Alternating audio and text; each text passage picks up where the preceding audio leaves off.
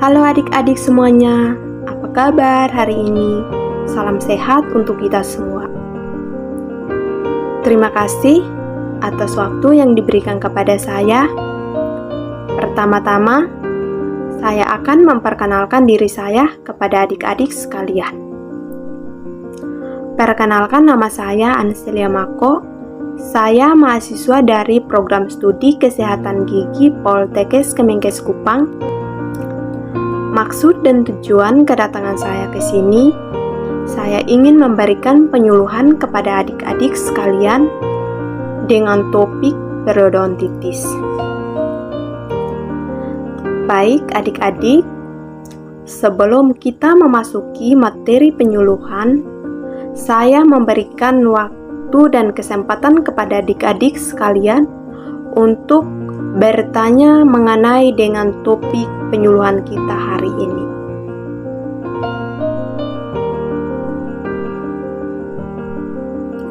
Baik, apabila tidak ada pertanyaan, maka kita akan memulai dengan materi penyuluhan kita hari ini, yaitu dengan topik periodontitis.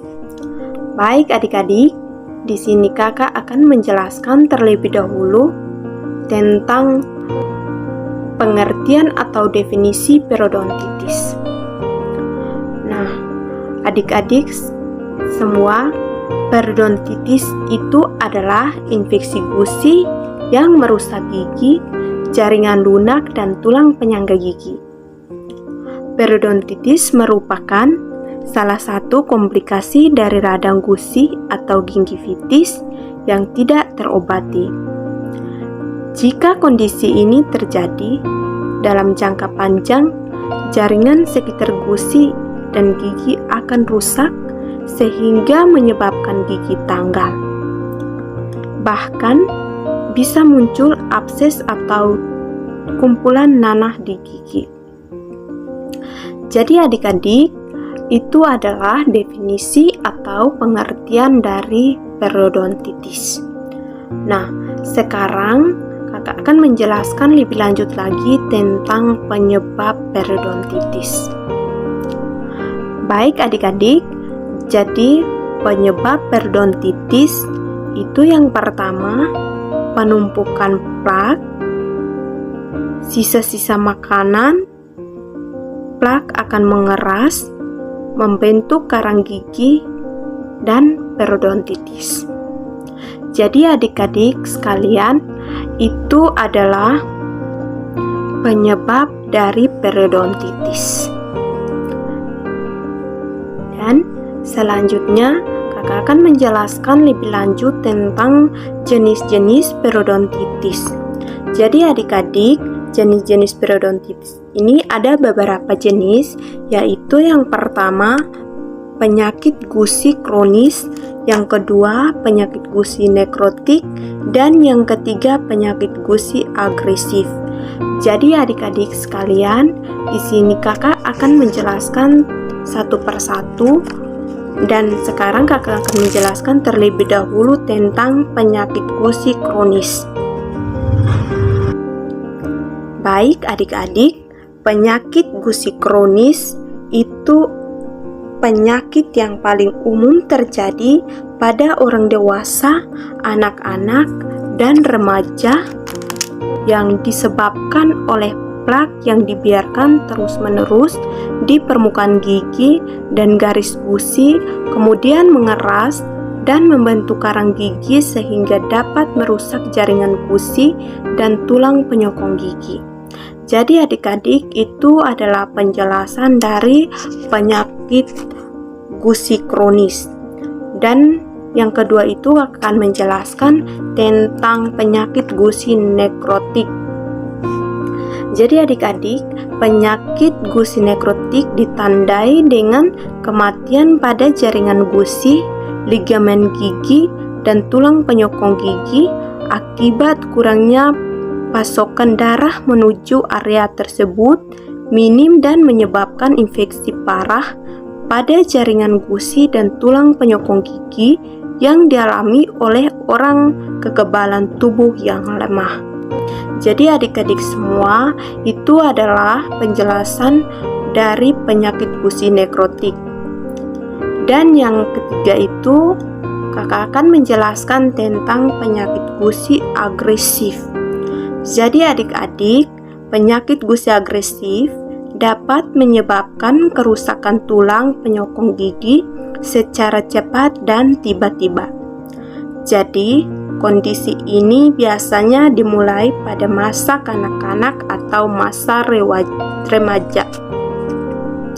Jadi adik-adik, itu adalah beberapa jenis dari periodontitis. Dan selanjutnya, kakak akan menjelaskan lebih lanjut tentang gejala periodontitis. Baik adik-adik, jadi gejala-gejala periodontitis itu yang pertama, nyeri saat mengunyah. Yang kedua, penumpukan plak dan karang gigi. Yang ketiga, jarak antara satu gigi dan gigi lainnya terasa renggang. Yang keempat, gusi menyusut membuat gigi terlihat lebih panjang. Yang kelima, gusi berwarna kemerahan atau keunguan. Yang keenam, napas berbau tidak sedap. Yang ketujuh, gusi terasa lunak jika disentuh. Yang kedelapan, gusi bengkak dan mudah berdarah. Yang kesembilan, gigi goyang atau tanggal. Jadi adik-adik semua, itu adalah penjelasan tentang gejala periodontitis. Dan yang selanjutnya, kakak akan menjelaskan tentang faktor risiko periodontitis. Jadi adik-adik, faktor risiko periodontitis itu yang pertama itu faktor risiko obesitas. Yang kedua, faktor genetik. Yang ketiga, kekurangan nutrisi termasuk vitamin C. Yang keempat, kurang menjaga kebersihan gigi dan mulut. Yang kelima, kebiasaan merokok atau mengunyah tembakau. Yang keenam, konsumsi obat-obatan yang mengurangi produksi air liur. Yang ketujuh, perubahan hormon saat menstruasi atau masa kehamilan. Yang kedelapan, penyakit tertentu. Dan yang kesembilan, kondisi yang menurunkan sistem imun tubuh. Jadi adik-adik sekalian, itu adalah faktor-faktor risiko periodontitis. Dan yang berikut adalah kakak akan menjelaskan lebih lanjut lagi tentang cara pengobatan periodontitis. Jadi pengobatan periodontitis itu ada dua pengobatan, yaitu yang pertama pengobatan sebelum parah dan pengobatan periodontitis sesudah parah. Jadi di sini kakak akan menjelaskan satu persatu, yaitu mulai dari pengobatan periodontitis sebelum parah. Baik adik-adik, jadi pengobatan periodontitis sebelum parah itu yang pertama scaling. Scaling itu untuk menghilangkan karang gigi. Yang kedua, root planing, itu untuk membersihkan dan mencegah penumpukan bakteri pada karang gigi. Yang ketiga, pemberian antibiotik. Dan yang keempat adalah pencabutan gigi. Jadi, itu adalah cara pengobatan periodontitis sebelum parah. Dan yang kedua, kakak akan menjelaskan tentang cara pengobatan periodontitis sesudah parah. Baik, jadi pengobatan periodontitis sesudah parah itu yang pertama, flap surgery, itu untuk mengurangi kantong atau celah gusi. Yang kedua, soft tissue graft atau operasi cengkong. jaringan lunak untuk mengganti jaringan yang rusak akibat periodontitis. Yang ketiga, bone grafting atau operasi cekung tulang untuk memperbaiki tulang-tulang di sekitar gigi. Dan yang keempat adalah guided tissue regeneration, itu untuk merangsang pertumbuhan tulang baru. Dan yang kelima, tissue stimulating proteins, itu untuk merangsang pertumbuhan jaringan dan tulang baru. Jadi adik-adik, itu adalah cara pengobatan periodontitis sesudah parah. Dan selanjutnya kakak akan menjelaskan tentang pencegahan periodontitis. Baik adik-adik, jadi cara untuk mencegah periodontitis itu, yang pertama, menyikat gigi secara rutin minimal 2 kali sehari, yaitu setiap pagi sesudah sarapan pagi dan malam sebelum tidur. Yang kedua, membersihkan sela-sela gigi menggunakan benang gigi. Yang ketiga, melakukan pemeriksaan gigi secara rutin ke dokter gigi setiap 6 bulan sekali bagi orang dewasa dan 3 bulan sekali bagi anak-anak. Baik adik-adik, jadi itu penjelasan dari kakak. Dan sekarang kakak akan memberikan waktu dan kesempatan kepada adik-adik untuk memberikan pertanyaan mengenai dengan materi yang sudah kakak jelaskan tadi. Baik, apabila tidak ada pertanyaan, maka kakak akan simpulkan bahwa periodontitis adalah infeksi gusi yang merusak gigi, jaringan lunak, dan tulang penyangga gigi. Periodontitis juga salah satu komplikasi dari radang gusi atau gingivitis yang tidak terobati. Yang kedua itu adalah penyebab periodontitis itu seperti penumpukan plak, sisa-sisa makanan, dan juga jenis-jenis periodontitis itu seperti penyakit gusi kronis, penyakit gusi nekrotik, dan penyakit gusi agresif.